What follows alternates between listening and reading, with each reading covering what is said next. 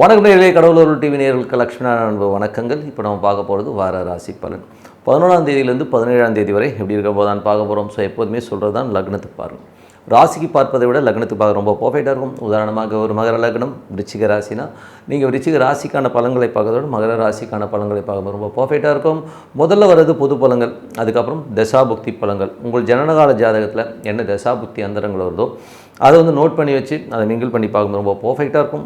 வீடியோட எண்டில் tip of the week இருக்குது, மறக்காமல் பாருங்கள். மேஷராசி. ஸோ மேஷராசிக்கு வந்து பார்த்திங்கன்னா உங்களது ராசி அதிபதி செவ்வாய் வந்து பார்த்திங்கன்னா நல்ல ஒரு ராசியிலே இருக்கார். அதுவும் கேதுவுடைய சாரத்தில் வந்து குழந்தைகள் விஷயங்களில் வந்து சின்ன சின்ன ஒரு மனஸ்தாபங்கள் வாக்குவாதங்கள் வர்றதுக்கான வாய்ப்புகள் இருக்குது. கொஞ்சம் காவல்துறை சம்மந்தமான விஷயங்களில் கொஞ்சம் கவனமாக இருக்கிறது ரொம்ப ரொம்ப அவசியம். அதுக்கப்புறம் 2 7ஆம் அதிபதியான சுக்கிரன். ஸோ 2 7ஆம் அதிபதியான சுக்கிரன் வந்து பார்த்திங்கன்னா உங்களுக்கு வந்து 2லே இருக்கும்போது சுப நிகழ்ச்சிகள் சம்மந்தமான விஷயங்கள் நடக்கிறதுக்கான வாய்ப்புகள் ரொம்ப நல்லா இருக்குது. சொத்துக்கள், இப்போ ஏதாவது புது சொத்துக்கள் வாங்கலாங்கிற எண்ணங்களையும் கண்டிப்பாக கொடுத்துருங்க. 3 6ஆம் அதிபதியான புதன். ஸோ 3 6ஆம் அதிபதியான புதன் வந்து பார்த்திங்கன்னா உங்களுக்கு வந்து என்ன மாதிரி விஷயங்களை பண்ணும்போது புதன் வந்து பார்த்திங்கன்னா உங்களுக்கு வந்து மேஷத்திலே இருக்கும்போது நல்ல ரீதியில் வந்து நல்ல ஏற்றங்கள், புதிய வேலை வாய்ப்புகள், அது மட்டும் இல்லாமல் கொஞ்சம் உடல் ரீதியான விஷயங்களும் கொஞ்சம் சின்ன சின்ன சோர்வு வரும். ஸோ அதை மட்டும் கொஞ்சம் கரெக்ட் பண்ணிக்கிங்க. அது மட்டும் இல்லை, வேலையிலையும் வந்து கொஞ்சம் வந்து வேலை பளுக்கள் அதிகமாக இருக்கிறதுக்கான வாய்ப்புகளை நிறைய கொடுத்துரும்.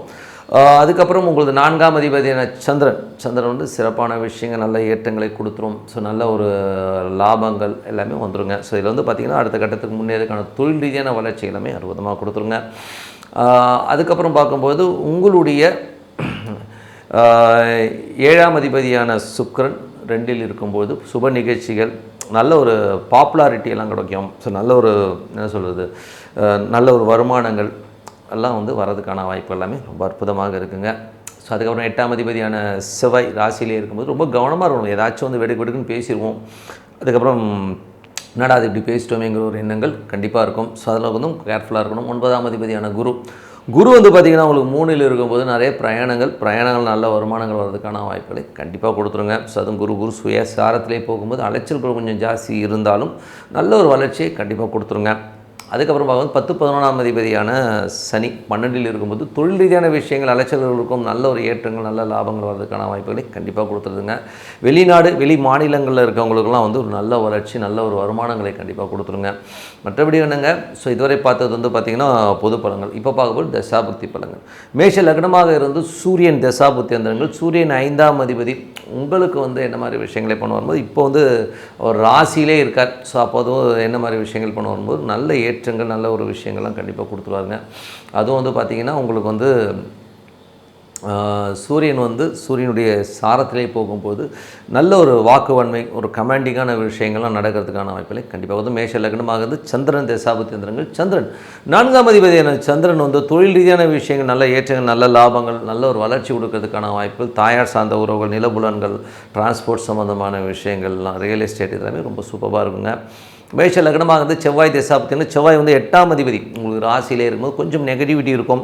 உடல் ரீதியான விஷயங்கள், மன ரீதியான விஷயங்கள், நெகட்டிவிட்டியை வந்து பரப்பாமல் இருங்க. மைண்டில் வந்து கொஞ்சம் ரெஃப்ரெஷ் ஆகிறது, தியானம், மெடிடேஷன் பண்ணுறது ரொம்ப ரொம்ப அவசியம்.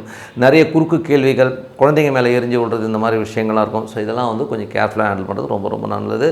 மேஷ லக்னமாகிறது சுக்கிர தசாபுக்தி அந்தரங்கள். ஸோ சுக்கிரன் வந்து பார்த்திங்கன்னா உங்களுக்கு வந்து என்ன மாதிரி விஷயங்களை கொடுப்பாருன்னும் போது சுக்கிரன் வந்து உங்களுக்கு வந்து 7ஆம் அதிபதி மற்றும் அவர் 2ல் இருக்கும்போது சுப நிகழ்ச்சிகள் சார்ந்த விஷயங்கள்லாம் நடக்கிறதுக்கான வாய்ப்பு எல்லாமே ரொம்ப நல்லா இருக்குது. மேஷ லக்னமாக இருந்து ராகு தசாபுக்தி அந்தரங்கள். ராகு வந்து உங்களுக்கு 11ல் இருக்கும்போது நல்ல லாபங்களையும் நல்ல ஏற்றங்களையும் கொடுக்கறதுக்கான வாய்ப்புகளை சூப்பராக கொடுத்துருங்க. மேஷ லக்னமாக இருந்து குரு தசாபுக்தி அந்தரங்கள்.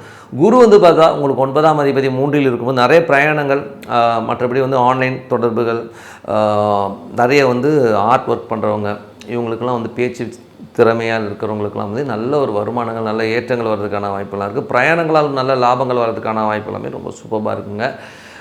மேஷ லக்னமாக இருந்து சனி தசாபுக்தி அந்தரங்கள். தொழில் ரீதியான விஷயங்கள் அலைச்சல்கள் இருந்தாலும் வெளிநாடு வெளி மாநிலங்களில் இருக்கவங்களாம் நல்ல ஒரு வருமானங்களையும் நல்ல ஏற்றங்களையும் கண்டிப்பாக கொடுத்துருங்க.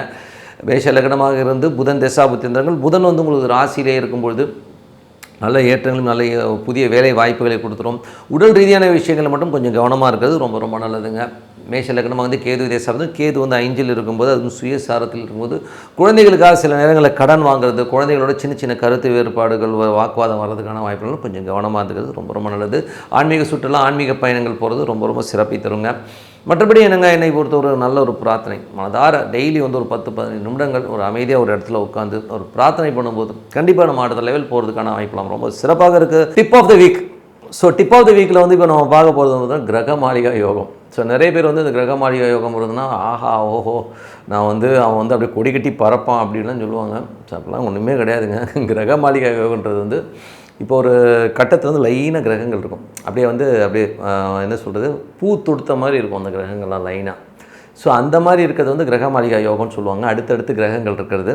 ஸோ அந்த மாதிரி இருந்தால் என்ன ஆகும் அப்படிங்கிறது தான் விஷயமே. ஸோ அந்த மாதிரி ஒரு அமைப்பில் பிறந்தவங்களுக்குலாம் வந்து எப்படி இருக்கும்னா அவங்களுக்கு வந்து யாராச்சும் ஒருத்தருடைய சப்போர்ட் இருந்துக்கிட்டே இருக்கும். அதுதான் ஒரு மெயினான விஷயம். இப்போ வந்து ஒருத்தன் ஒன்றும் இல்லை, சில பேர்லாம் கீழே விழுவான், அவனை கூட தூக்கி கொடுத்து கூட ஆள் இருக்காது, அவன் அம்போடு பேடு கிடப்பான். ஸோ ஆனால் சில பேருக்கு பாருங்கள் அப்படியே ஒருத்தவங்க தூக்கிட்டு போவான், ஒருத்தன் டிஃபன் வாங்கி கொடுப்பான், ஒருத்தன் சோடா வாங்கி கொடுப்பான். ஸோ இதுதான் கிரக மாளிகா யோகன்றது. அது மட்டும் இல்லாமல் எனக்கு தெரிஞ்ச கிரக மாளிகையுடைய ஒரு ஜாதகம் ஒன்று இருக்குது. அவர் வந்து எப்படின்னா வேலைக்கு போவார், வேலைக்கு போயிட்டு அப்படி வருவார், ஈவினிங் 6 மணிக்கு முடித்த உடனே அப்படி 6:15 வந்து டாஸ்மாக் போயிடுவார். ஸோ நேராக டாஸ்மாக் போயிட்டாருன்னா சாப்பிடுவார், சாப்பிட்டு நேராக வருவார், கீழே வந்து வீட்டில் வந்து படுத்துருவார், சாப்பிட்டு படுத்துருவார், அவ்வளோதான். இதுதான் அவரோட ரொட்டீன் லைஃபு. அவர் திருமணமாகவில்லை, டோட்டலாகவே அவர் லைஃப் இப்படி தான் ஓடிட்டுருக்கு. ஆனால் இந்த மனுஷனுக்கு வந்து நீங்கள் பார்த்தீங்கன்னா எந்த பிரச்சனைனாலும் சரி, அந்த அளவு ஒரு வியாபாரம் ஆரம்பிப்பான். அந்த வியாபாரத்துக்கு பார்த்தீங்கன்னா எவனோ ஒருத்தன் 1 லட்சம் 2 லட்சம் கடன் கொடுப்பான். கடன் கொடுத்து வியாபாரம் பண்ணுறான்னு சொல்லி இவனுக்கு கொடுப்பான். இவன் வியாபாரம் பண்ணுறேன்னு சொல்லிட்டு ஒரு 6 மாதத்துல எல்லாம் காலி பண்ணிட்டு மாப்பிள்ளை அது காசு இல்லைன்னுவான். ஆனால் அவனை யாரும் சட்டை பிடிச்சி கேட்டதோ அடித்ததோ கிடையவே கிடையாது. அவனை வந்து அப்படியே விட்டுருவாங்க, அப்படியே சரி போய் தொலைன்னு விட்டுருவாங்க. இதுதான் கிரக மாளிகை யோகம். அவனை யாரும் கேட்க மாட்டாங்க, அவனை யாரும் காசு கேட்டால் திருப்பி கொடுக்க போகிறதில்ல அவனும். ஸோ ஒரு பிரச்சனை இருந்தால் பின்னாடி வந்து ஒரு தாங்கி பிடிக்கிற ஒரு கைகள் அவனுக்கு வந்து எப்போதுமே இருக்கும். இதுதான் கிரக மாளிகை யோகம். ஏன்னா ஏதாவது ஒரு பிளானட் வந்து அவனுக்கு சப்போர்ட் கொடுத்துக்கிட்டே இருக்கும். அதுதான் வந்து இந்த கிரக மாளிகையோட யோகம். இதனால் வந்து ஒரு பெரிய கோடீஸ்வரன் ஆயிடுவான், பெரிய எல்லாம் கிடையாது.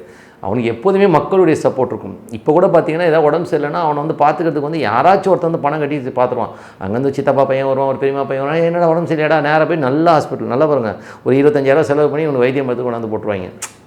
இது கிரக மாளிகை. இவன் சொந்த காசில் இதுவரை இருந்த சரித்திரமே கிடையாது. அதே மாதிரி இவன்ட்ட யார் காசு கொடுத்தாலும் அதை கேட்கவே மாட்டாங்க. அதுதான் எனக்கு ஒன்றும் புரியல. நானே ஒரு காசு கொடுத்து கேட்குறதே கிடையாது தான், பார்த்துக்கல. ஏன்னா அந்த மாதிரி ஒரு யோகம் தான் கிரக மாளிகை யோகம். அதனால் வந்து இதை நினச்சிக்கிட்டு எனக்கு கிரக மாளிகை யோகம் இருக்குது கோடீஸ்வரன் ஆயிடுவீங்கன்னா ரொம்ப காமெடியான மேட்ரு ஆயிரும். நம்ம உழைக்கணும், நம்ம பிளான் பண்ணணும், ஓகேங்களா. நமக்கு சப்போர்ட்டுக்கு ஆள் வருன்றது தான் உண்மையான விஷயம். ஸோ மற்றபடி எடுங்க, இன்னொரு வீடியோவுக்கு சந்திப்போம். உங்களிடம் விடைபெறுவது உங்கள் லக்ஷ்மி நாராயணன். நன்றி, வணக்கம். கடவுள் அருள் டிவியை பார்த்தமைக்கு நன்றிகள். மேலும் இது போன்ற தகவல்களை தெரிந்து கொள்ள கடவுள் அருள் டிவியை சப்ஸ்கிரைப் செய்யுங்கள். மறக்காமல் பெல் ஐக்கானை கிளிக் செய்யுங்கள்.